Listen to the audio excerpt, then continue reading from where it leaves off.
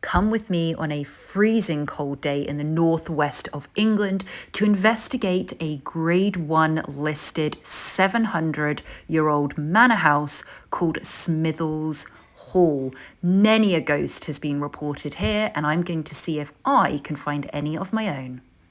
I think I'm off to a good start because as soon as I enter Smithills Hall, there is a gift shop, of course, and it is covered with everything ghost and ghostly. So we meet with our guide who takes us into where the maids' quarters were. And right here on the stone floor, we see this imprint. Does it look like anything to you? Because right here was where the body was found of a scullery maid in the 17th century who had become pregnant by her boyfriend, who swiftly disappeared and wanted nothing to do with her. And she was found fallen at the bottom of the stairs with a broken neck. Our guide continues to take us into the kitchen area. This is the original 700-year-old wall you're looking at right here of the kitchen. That hole there was to give bread and beer to the poor of the village. This is the Great Hall. I'm going to get into that a little bit later, but we then take it into the private dining area where they would host friends and family that would visit and look at the detail of these carvings in the wood panels. These are hundreds and hundreds of years old. There's also a big ghost story that happened in this room that I will be telling you about a little bit later. And then our guide decides us to finish off in the chapel. This is a shortened version. I decided I was going to take a tour all on my own. So I have decided to do a little bit of the ghost hunting on my own without the tour guide. And I'm currently in a section where the wall is the original wall, which means this is the medieval wall from the 1300s. Yes, 1300s. And to say it's cold in here, it is freezing. That is not due to anything ghostly or paranormal. It's a really cold day and you're in a building that was originally built in the 1300s. So it is freezing. But something that's so interesting when you go around here is looking at the height of the doors. Now I'm 5'10", so I'm tall, but these doors are tiny. Have a look. We're going to be entering the Great Hall now. And I mean, they're tiny, tiny little doors. They really are. So I've got to bend down on all of them. But in here is just absolutely freezing. So cold. And this is us entering the Great Hall. And I know before when I came here, I did do some EVP recordings. And I had gathered something here. So maybe we could do that again. But this is where they would be in this hall, and this is where they would eat, they would dine. This is where they would enter in this huge door from the outside and come in, light the candles and begin eating.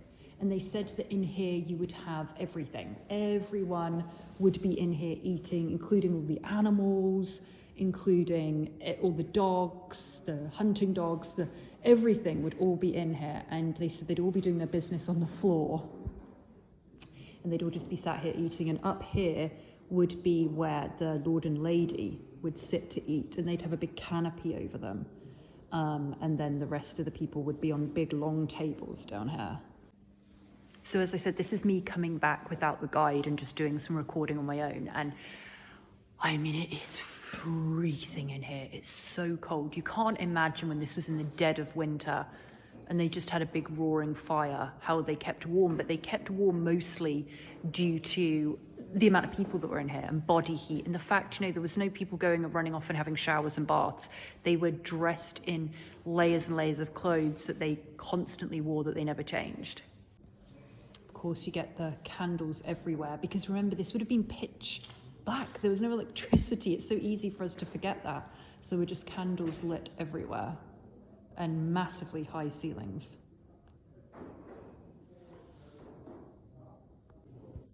Okay, so I can do some EVP recording here. I'll do I'll do it on video, but we'll see if we can get anything. Gonna ask some spirits some questions. Is there anyone here that would like to speak with us?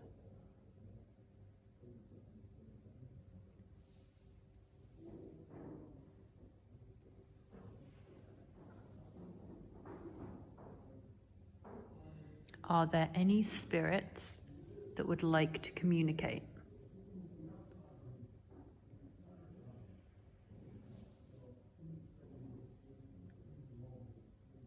Let's keep moving on. Now, coming in here, this is the room that apparently a surveyor was in. He was in here in, I think it was the 70s, 80s, very recent history anyway, and he was taking photos of things in here, I think for insurance. And he was stood here and he claimed that he turned around and saw a woman walking with her back to him and glided straight through the walls. So I wonder if she wants to appear to us today. Is there anyone here? Any spirit here that would like to communicate? I mean, it really is such an amazing opportunity to be here. All the coats of armour, and just to be here on my own. There's hardly anybody else here. I think there's...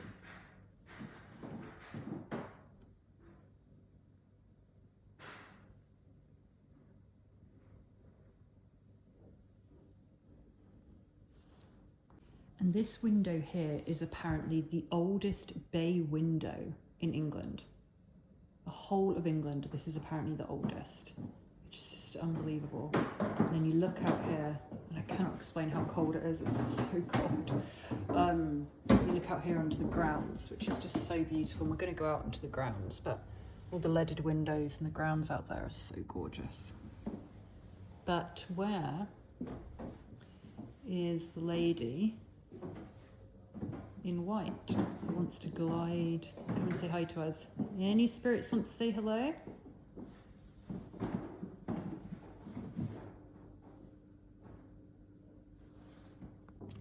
So this is an interesting piece here.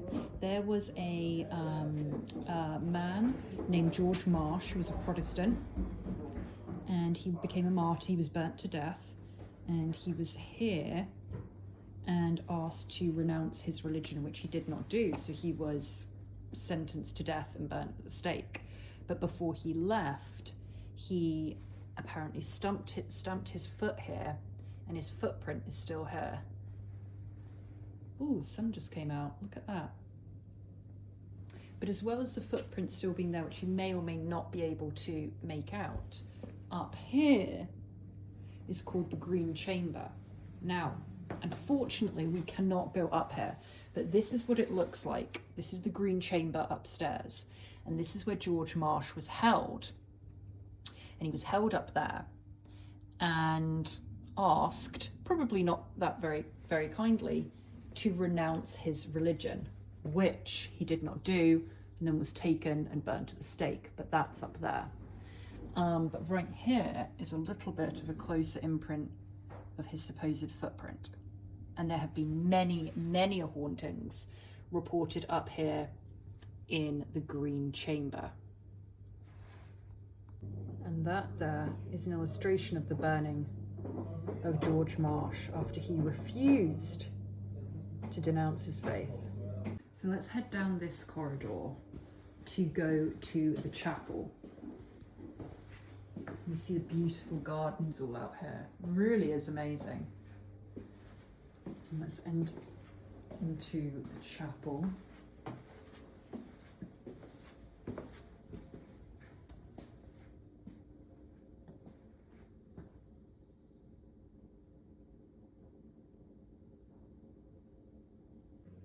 What's crazy is just how small everything is. Like, we're going into this and it's just so tiny.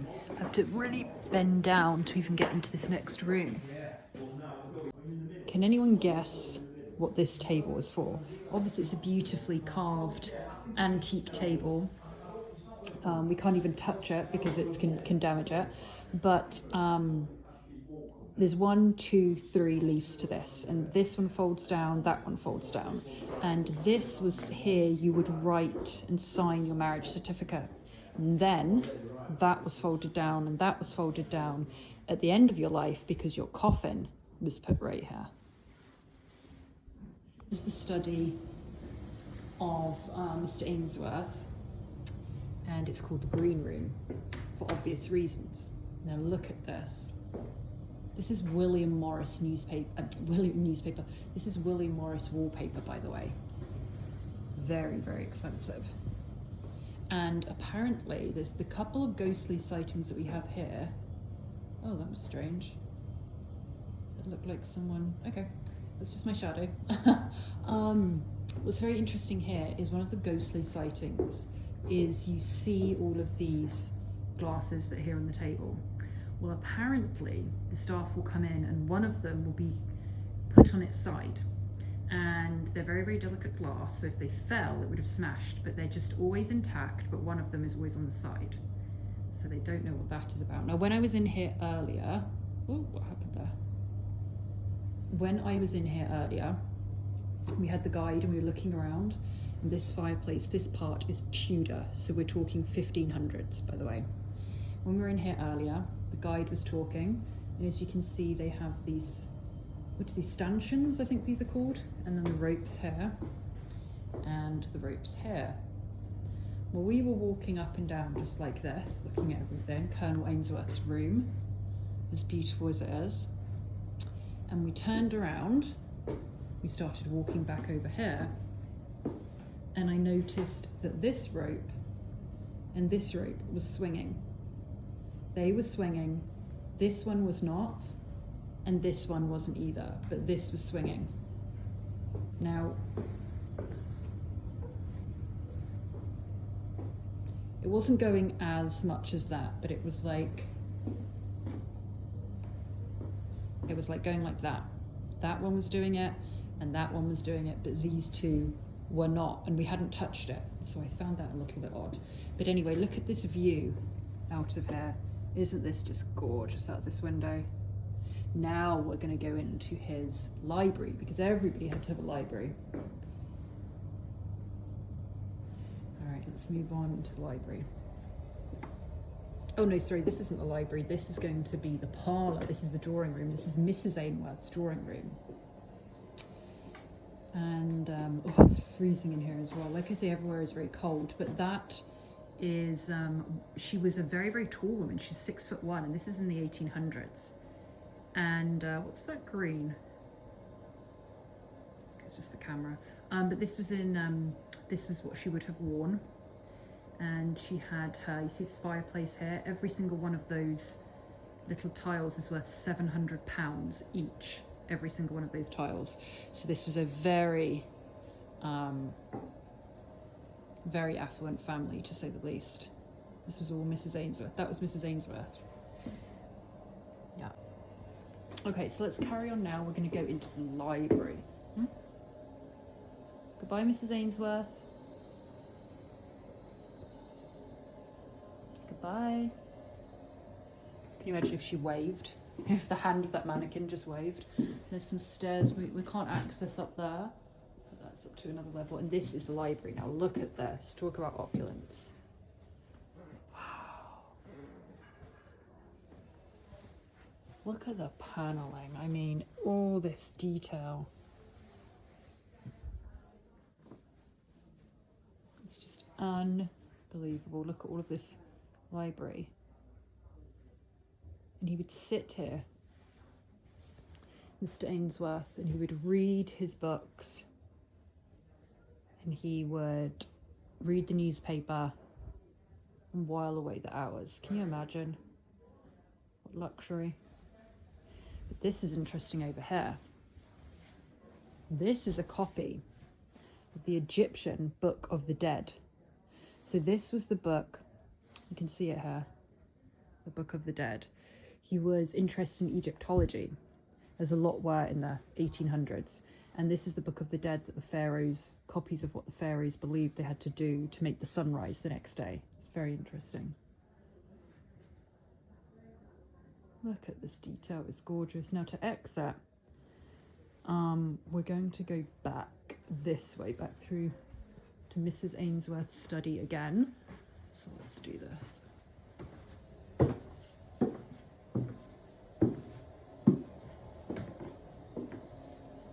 Anything changed? Anything moved, Mrs. Ainsworth? Nope. Okay. Okay. So we're going back now into the green room. Into the green room. And once again, just look at this. I mean, look how gorgeous that is. Sitting in this room and looking out at the gardens. Oh, I can't wait to get out there. We're going to go out there very shortly. Oh, what's that? That was a little leaf. Okay. I thought the ropes were swinging. They're not swinging. They're not. They're not. Let's keep going. All right, I'm going to revisit. I think there's someone actually upstairs, but we're going to revisit this and go upstairs so I can show you the room where I got that intense headache up here. Let's have a look. Oh, nearly hit my head. Hi. Watch the I will. Just watch Thank that you. We're just putting these back up, you see, so we're kind of like... Fabulous. We're in the middle of... Oh, wow. So this will go into this little room here. This is the room that apparently they think women would have come in here to either have given birth or have just given birth. Very small room. Not much really to see out here. But this is where I started to get a really intense headache. But what's interesting here is this. These frames are the original frames. So we're talking over 700 years old, what I'm touching right now. Unbelievable. This is newer, but all this frame of this window, 700 years old. So people were watching this and touching this from that long ago. It's unbelievable. Really is. All right, so now we are going to head to the gardens, which are going to be really beautiful. And I'm braving the cold for you because it is so cold out here. I think it's about 0, or I think it's about 0 right now. It's freezing. But I have my hat on. I have like 5 layers of clothing, and I'm going to put my gloves on, and we're going to go to the gardens. And we are going to head into the gardens. I mean, it really is. If you ignore the modern contraptions that you see everywhere, I mean, this was where all of the horses and carriages would ride all the way up to the front of the hall to be welcomed. Oh, talk about atmospheric, guys. The weather's perfect because it's bloody freezing, I'll tell you. Oh my goodness. All right, let's get into the grounds. You see, it's all like tree lined down there. All the carriages would come up. Let's go down here into the gardens, which I've been dying to see. Look at this. Oh, it's gorgeous. It's cold, guys. It is really, really cold. You can see some ghosts in the windows here. I mean, this is a great shot. Look at this, of all of the back of the Smithills Hall. And then the land that goes on down to it. It's amazing, it really is. All of the hundreds and hundreds and hundreds of years of history here. To think of all the women and men dressed up wandering around here after dinner for an evening walk. It's amazing. Okay, let's keep walking up. Oh, the sun's coming out a little bit. We'll go around this corner. Oh, the sun is, how lovely is that? The sun is coming up. Ooh, lovely. Okay, it's not getting any warmer, but that's okay. Now look at this. This is what we're in. Oh, you can see the robins. Look at this, guys. This is gorgeous. All the way up here. Let's walk around here to the full view of it.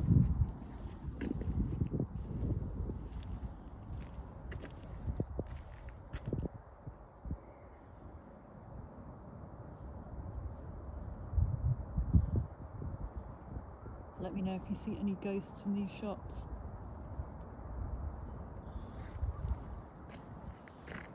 And that is the end of my time at Smithills Halls. I need to warm up. I hope you enjoyed.